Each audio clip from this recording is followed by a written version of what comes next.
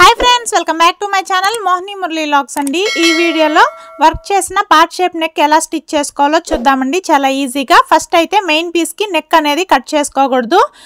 Neck కి కింద వైపున మిడిల్ పాయింట్ అనేది మార్కింగ్ చేసుకోవాలి। అదేలాగా పై వైపున కూడా మిడిల్ పాయింట్ కరెక్ట్ గా వచ్చేలాగా చూసుకొని ఇలా మిడిల్ లోకి ఫోల్డింగ్ చేసుకొని ఒక టక్స్ అనేది ఇచ్చుకోవాలండి। ఇప్పుడు లైనింగ్ ని కూడా తీసుకొని నీట్ గా మిడిల్ లో ఇలా ఫోల్డింగ్ చేసుకొని రఫ్ చేసుకోవాలి। లైనింగ్ కూడా నెక్ అనేది కట్ చేసుకోకూడదండి। ఇప్పుడు నెక్ కింద డౌన్ ఉంటుంది కదా, నెక్ డౌన్ అనేది కరెక్ట్ గా మార్కింగ్ చేసుకొని లైనింగ్ కూడా మిడిల్ లో ఒక టక్స్ అనేది ఇచ్చుకోవాలి।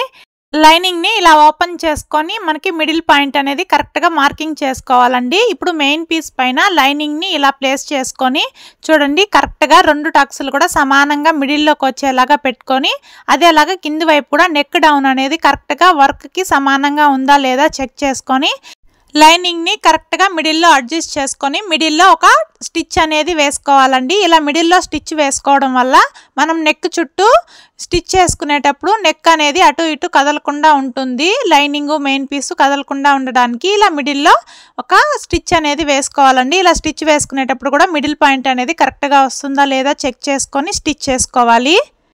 ఇలా మిడిల్ లో స్టిచ్ వేసుకున్న తర్వాత క్లాత్ ని ఇలా రివర్స్ చేసుకొని మనకి వర్క్ కి రాంగ్ సైడ్ ఉంటుంది కదండి, అటు సైడ్ నుంచి నెక్ చుట్టూ స్టిచ్ అనేది వేసుకుంటూ రావాలి। మనం ఇలా రాంగ్ సైడ్ స్టిచ్ వేసుకోవడం వల్ల మనకి వర్క్ అనేది ఎక్కడ వరకు ఉంటుందో కరెక్ట్ గా తెలుస్తుంది కాబట్టి స్టిచ్ చేసుకోవడానికి చాలా ఈజీగా ఉంటుంది। ఇలా స్టిచ్ చేసుకునేటప్పుడు మనకి కుట్టు అనేది వర్క్ పైన పడకుండా వర్క్ ఎడ్జ్న స్టిచ్ పడేలాగా కుట్టుకుంటూ రావాలండి।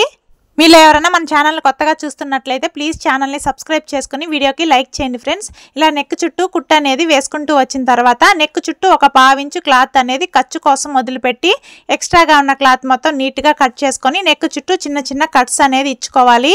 ఇలా కట్స్ ఇచ్చుకున్నట్లయితే నెక్ ని రివర్స్ చేసుకోవడానికి ఈజీగా ఉంటుంది। మనకి పార్ట్ షేప్ దగ్గర కూసుగా ఉంటుంది కదా, అది నీట్ గా ఓపెన్ చేసుకోవాలండి। కార్నర్ అనేది ఒక సూది సహాయంతో జాగ్రత్తగా ఓపెన్ చేసుకోవాలి। సేమ్ ఇదేలాగా రెండు వైపులా కూడా ఆ షేప్ అనేది కరెక్ట్ గా వచ్చేలాగా ఓపెన్ చేసుకొని నెక్ చుట్టూ పైకుట్టు అనేది వేసుకోవాలండి। మనము నెక్ చుట్టూ కట్స్ ఇచ్చుకుంటాం కదా, ఆ కట్స్ ఇచ్చుకునేటప్పుడు ఆల్రెడీ మనం వేసిన స్టిచ్ అనేది కట్ అవ్వకుండా చూసుకుంటూ కట్స్ ఇచ్చుకోవాలి, లేకపోతే నెక్ అనేది వేస్ట్ అయిపోతుందండి। ఇలా నెక్ చుట్టూ పైకుట్టు అనేది వేసుకుంటూ వచ్చేటప్పుడు లైనింగ్ అనేది పై వైపుకి రాకుండా నీట్ గా లైనింగ్ ని లోపలికి అడ్జస్ట్ చేసుకుంటూ స్టిచ్ అనేది వేసుకుంటూ రావాలండి। ఈ వీడియోలో మీకు ఏదైనా డౌట్ అనిపిస్తే నాకు కామెంట్ సెక్షన్ లో కామెంట్ చేయండి, మీ కామెంట్స్ కి తప్పకుండా రిప్లై అనేది ఇస్తాను। చూడండి ఇక్కడ మనము థ్రెడ్ అయినా పెట్టుకోవచ్చు, లేకపోతే బటన్ అయినా పెట్టుకోవచ్చు అండి। ఇలా స్టిచ్ చేసుకున్న తర్వాత వెనక్కి తిప్పించి లైనింగ్ ని మెయిన్ పీస్ ని ఎక్కడ కూడా ముడతలు అనేది రాకుండా నీట్ గా జాయింట్ చేసుకోవాలి। ఇలా నీట్ గా లైనింగ్ ని జాయింట్ చేసుకున్న తర్వాత ఎక్స్ట్రాగా ఉన్న మెయిన్ పీస్ మొత్తం నీట్ గా కట్ చేసుకోవాలండి। ఇలా వర్క్ నెక్ స్టిచ్ చేసేటప్పుడు ఎప్పుడైనా సరే మెయిన్ పీస్ అనేది కాస్త ఎక్కువగానే కట్ చేసుకోవాలి కట్ చేసుకునేటప్పుడు।